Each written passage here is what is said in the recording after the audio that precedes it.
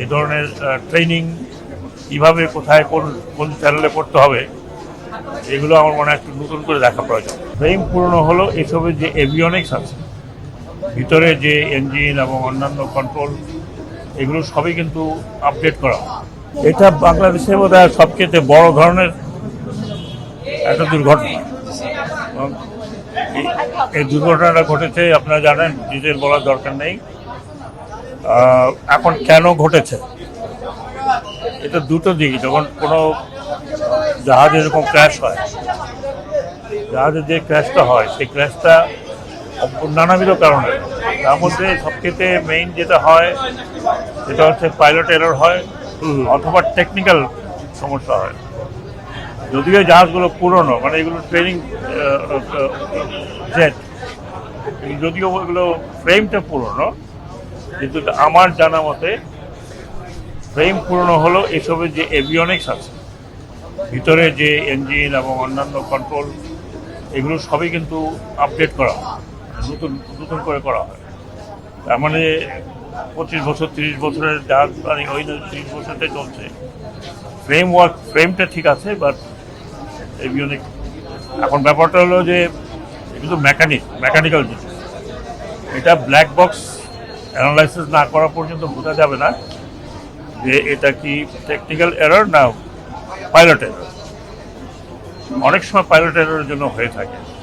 এখন যিনি flight lieutenant ছিলেন, উনিও মারা গেছেন এবং উনি খুব ট্র্যাজিক, তার কয়েক মাস আগে বিয়ে হয়েছে। একই রকম ট্র্যাজিক হচ্ছে এই যে বাচ্চাদের, যারা একদম মা বাপের একেবারে কী বলবো আদরের। অ্যাডাল্ট তো এখানে কমই আছে, 2-4 বলে সিএমএতে আছে, আমি কালকে ওখানে দেখতে যাবো। খুবই ট্র্যাজিক এটা আপনাকে মনে রাখতে হবে। এখানে নাথিং টু বিশাল করে ব্রিফ করার কিছু নেই, আর এখানে নানান ধরনের গল্পেরও কোনো সুযোগ নেই। আমাকে যতটুকু বলা হলো যে এখানে ইতিমধ্যেই 10 জন মারা গেছে, এবং যে বার্ন আছে অনেকের পার্সেন্টেজ অফ বার্ন খুব বেশি,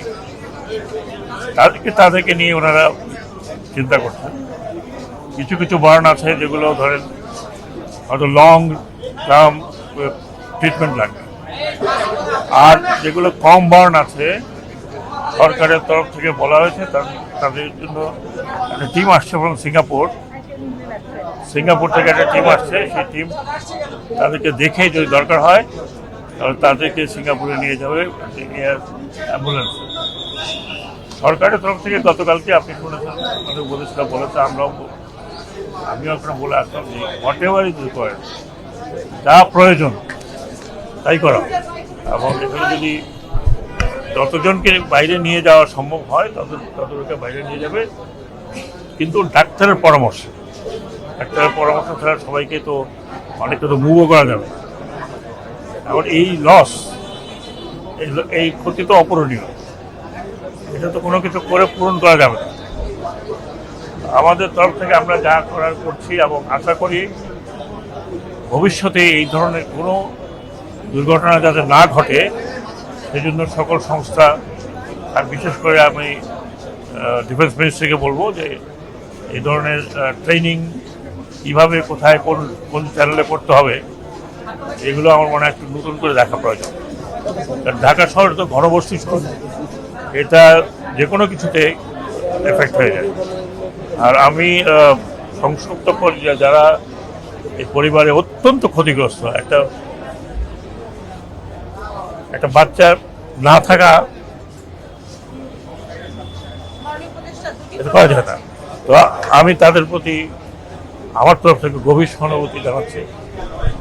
আল্লাহর কাছে দোয়া করছি যে অন্তত তাদেরকে শক্তি দিক। এই অপূরণীয় শোক। তথ্য সরবরাহের ঘাটতি, সকাল 8টার পরে দুপুর 2টায় এর মাঝে কোনো ধরনের আপডেট